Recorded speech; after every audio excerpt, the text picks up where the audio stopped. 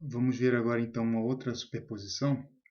Escoamento uniforme mais dipolo mais vórtice, né? Então a gente vai ver que essa superposição, né, ela vai dar para a gente algo que seria equivalente ao escoamento, né, em torno de um cilindro em rotação. O cilindro está girando, mas, né, sem efeito viscoso, né, sem atrito ainda, né, escoamento potencial. Então é um pouco diferente do escoamento real, mas já dá, a gente vai ver que a gente consegue obter informações bastante interessantes, né, desse tipo de superposição. Então vamos lá, escoamento uniforme mais dipolo. Dipolo já era uma superposição, escoamento uniforme mais dipolo a gente acabou de fazer, a gente viu que estava escoamento em torno de um cilindro. Escoamento uniforme mais dipolo, já pegando em termos de fio, ó, a gente acabou de achar, né, no vídeo passado. E aí eu vou somar com a vorticidade, né, com o vórtice potencial. Né? Então eu pus aqui o psi do vórtice potencial. E aí a gente já suspeita que isso vai dar alguma coisa que gira, né? Então a gente viu que o dipolo com escoamento uniforme dava alguma coisa, um escoamento que se dava em torno né, de uma dada região, que a gente está chamando de cilindro. E se eu estou colocando um vórtice, então a gente espera que ele gire. E aí é o seguinte, para a gente escrever isso aqui de forma mais simples, né, eu posso fazer o seguinte, como a gente vinha falando, né, quando a gente obteve essas funções, a gente pegou uma constante e colocou igual a zero. Na verdade, essa constante podia ser igual a qualquer constante, porque ela só vai transladar a minha solução. Né? Então, a gente pode pegar e dizer assim, que sem perda de generalidade, a gente pode somar uma constante. Eu posso fazer isso aqui, mas eu vou somar uma constante. Então, a gente vai ver por que ele está fazendo isso, porque fica mais fácil escrever essa superposição. Essa constante, eu vou dizer que ela é igual, por exemplo, 1 sobre K, por exemplo, né, ln de R, onde esse R seria o raio do cilindro, que é uma constante. Eu estou fazendo isso porque eu posso somar isso nesse termo aqui, né? Isso sem nenhuma perda de generalidade, né? De forma, então, que a gente vai ficar com o meu psi vai ser esse termo aqui, né? Menos KLN de Rzinho sobre Rzão. Né? Então, eu vou escrever isso aqui embaixo. A gente vai ficar com isso aqui, o nosso psi. Ele vai ser igual, né, a UR seno de θ 1 menos Rzão ao quadrado sobre Rzinho ao quadrado, menos KLN de R sobre R. Vai ficar mais fácil.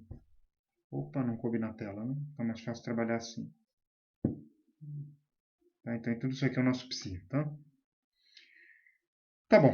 Aí, com base nesse valor da função corrente, a gente pode obter, então, deixa eu tentar colocar tudo na tela. Então, sabendo que isso aqui é o psi, né?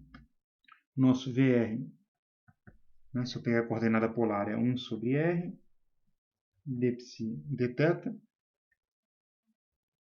E isso vai me dar, vocês vão calcular, né, mas rapidamente vocês vão achar que a gente tem 1 menos Rzão ao quadrado sobre Rzinho ao quadrado, cosseno de θ. Certo? Então, aqui é um θ no fim. Né? E o nosso Vθ, a gente viu que é menos d psi dr. E isso vai dar, então, menos usão 1 mais Rzão sobre Rzinho ao quadrado, seno de θ, mais, vai aparecer um termo aqui, K sobre R. Né? Isso aqui está ligado com a intensidade do vórtice, né? Esse K. Né? Então, quanto maior o K, maior a intensidade do vórtice. Obviamente que se K for igual a zero, eu não tenho o vórtice, né? E aí a gente cai na solução do escoamento uniforme mais dipolo, né? Que era isso aqui. A única diferença é esse termo aqui. Então a única diferença está no Vθ, né? De forma que, se o VR é o mesmo, a única diferença está no Vθ, então a gente espera que a gente tenha aquela mesma região quando tinha só escoamento uniforme mais dipolo, né? Onde a gente tinha isso aqui, né? Que R igual a R, né? Eu tinha VR igual a zero, e dá para olhar, né? Só substituir aqui, o VR igual a zero, né? Mas o Vθ não, né? O Vθ, né, o escoamento é potencial, ele tem um escorregamento, e agora ele vai ser o nosso 2U seno θ, que é o que a gente tinha. Opa, 2U seno θ. E vai ter mais esse termo aqui, né? Mais K sobre R. De novo, ó, se a intensidade do vórtice for nula, significa que eu não tenho vórtice, né? E aí, o que vai acontecer, né? Vai acontecer que eu tenho simplesmente o escoamento no entorno de um cilindro, né? Como a gente achou, né? Na superposição, né? Escoamento uniforme mais dipolo, né? Certo? Tá bom. Então, se eu tenho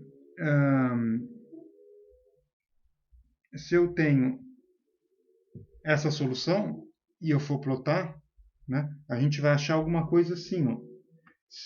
Quando vai depender do valor de K, né? Então a gente pode esquematizar mais ou menos assim, ó. Deixa eu ver se eu consigo fazer um esquema bom que caiba aqui na tela, né? Então eu posso pôr assim, ó. Vamos pôr assim, A.1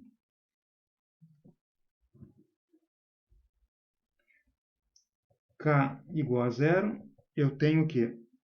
Como se eu tivesse um cilindro fixo, né? Ele não gira, né? É a solução que a gente teve antes, ó. A gente vai ter alguma coisa assim, ó. Certo? É o que a gente tinha acabado de ver, né? Escoamento, né? Sobre o cilindro que não gira. Aí, agora o K é diferente de zero, né? Então, se o K for diferente de zero, né? Aí vai depender da intensidade do vórtice, né? E aí eu deixo para vocês fazerem isso como exercício apenas para se exercitar, né? Vocês vão ver que se o K sobre o R, se essa razão aqui for menor que 2, a gente vai ter 2 pontos de estagnação, né? Então, o que é um ponto de estagnação? 2 pontos de estagnação, vamos por assim, ó, deslocados. Então, faltou falar disso aí, né? Ponto de estagnação é isso aqui, ó. Isso aqui é um ponto de estagnação? Ponto de estagnação. Quando a minha linha de corrente chega e ela encontra alguma coisa aqui e se divide, né? A gente tem um ponto com velocidade nula, né? E velocidade radial nula, né? Eu encontrei isso aqui, zero, né? Velocidade zero, ela se divide aqui. E aqui é a mesma coisa, eu tenho duas velocidades que se encontram. A gente chama isso aqui de ponto de estagnação. Aqui no cilindro está fixo, ela é simétrica, tá vendo? Né? Em relação ao cilindro. Nesse caso aqui não, né? Nesse caso aqui não, a gente vai ter alguma coisa assim, ó. Vou ter um cilindro que gira, então vou esquematizar, ó, isso que eu desenhei aqui é como se fosse, né, a rotação do cilindro. E aí, meu escoamento ele vai fazer assim, ó, eu desloco, quando vocês plotarem, né, as linhas de corrente, vocês vão ver que ela faz isso aqui, ó. Ela faz alguma coisa assim, ó. Então,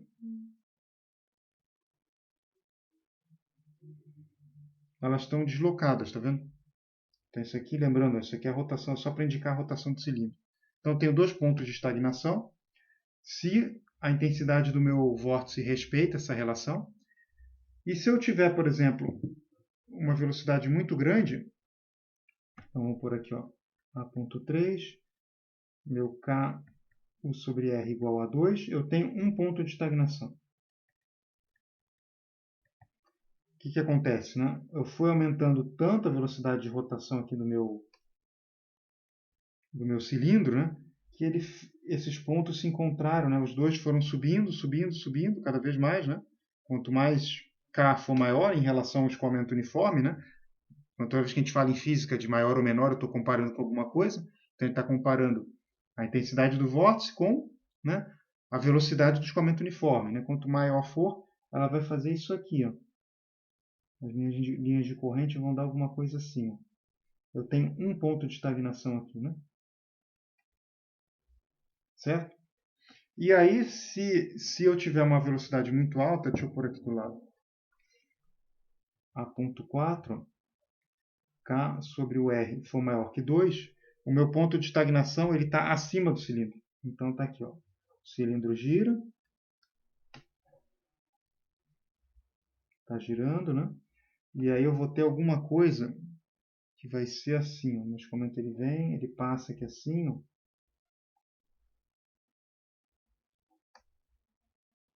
Se as linhas de corrente fazem alguma coisa assim, né? Tem aceleração grande aqui, né? E aqui eu vou ter alguma coisa que vai fazer assim, ó. Deixa eu tentar desenhar uma coisa. Vai fazer... Acelera bastante aqui embaixo, ele faz alguma coisa assim. Né? E aí é como se minha linha de corrente fizesse isso aqui, né?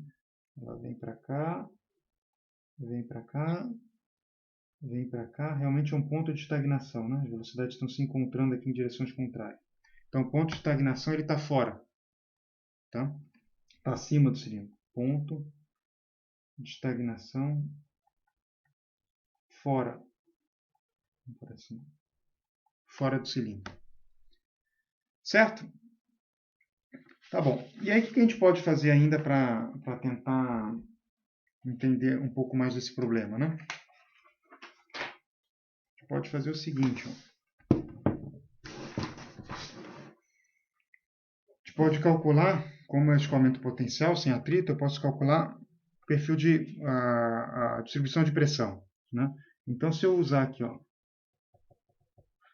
Bernoulli, né, o que a gente pode fazer, né? A gente pode pegar o escoamento no infinito, igual a gente tinha feito. Mais meio. Então, a gente viu isso algumas aulas atrás, né? A gente pode usar a equação de Bernoulli para o escoamento, né, sem atrito, seguindo uma linha de corrente, né? Então, eu pego aqui esse PS de superfície, tá? Então, eu posso comparar com a superfície do cilindro e ver como é que se dá a distribuição de pressão na superfície do cilindro. E aí, quem que eu tenho na superfície do cilindro é só o Vθ, né? A gente viu que o VR é zero. Então, eu substituo aqui pelo Vθ. Então, vai ser... A gente viu que o Vθ é menos 2U seno de θ, nesse caso, mas aí eu tenho aqui a parte do vórtice. Ó. Isso aqui é diferente do, né, do escoamento uniforme. Né? Isso aqui é o quadrado. Né? Então, isso dá para a gente que a pressão na superfície ela é igual a P infinito, né? Mais meio de ρ, U ao quadrado. E aqui a gente vai ter um monte de termo. Ó, menos U, 4 seno ao quadrado de θ, mais 4K. Não vai caber tudo na tela, tá? Vou desfilando aí na tela. R, que é um seno de θ, menos tudo isso aqui, né? K, UR ao quadrado. Então, isso aqui é a nossa distribuição de pressão na superfície do cilindro. Tudo isso aqui, né? E aí a gente pode fazer o seguinte, a gente pode calcular o arrasto. Então, eu vou pôr aqui o arrasto, menos 0, 2π, a pressão na superfície menos a pressão no infinito. E aí eu pego o cosseno de θ. Isso aqui é uma largura, é como se fosse o comprimento do cilindro saindo da tela, tá? Está fazendo 2D, R dθ. Então, isso aqui é o arrasto, né? Quem que eu arrasto? Alguma coisa, eu tenho aqui meu cilindro, eu quero uma força nesse sentido. A gente chama isso de D, né? De drag, em inglês. Quando vocês substituírem e calcularem, vocês vão achar que D, então isso aqui vem de drag, é o arrasto, né? Ele vai dar zero. A gente chama isso de paradoxo de D'Alembert, né? Porque, como que é possível no escoamento no torno do cilindro ele ter arrasto nulo? É possível porque a gente considerou que o escoamento ele era potencial, né? No escoamento real ele tem, obviamente ele tem arrasto, né? E depois, se eu quiser o que a gente chama de lift, que é a sustentação desse cilindro que gira, a gente vai calcular menos 0 sobre 2π, né? PS menos P infinito. Seno de θ, agora eu quero a componente, né, vertical. Seno de θ. Né? E aí, de novo, aqui, ó, dr dθ. E esse valor ele dá diferente de zero. Né? Esse valor aqui ele vai dar diferente de zero. Ele vai dar menos ρ, o infinito, 2π kd. Tá? E isso aqui é diferente de zero. Então, a gente tem sustentação.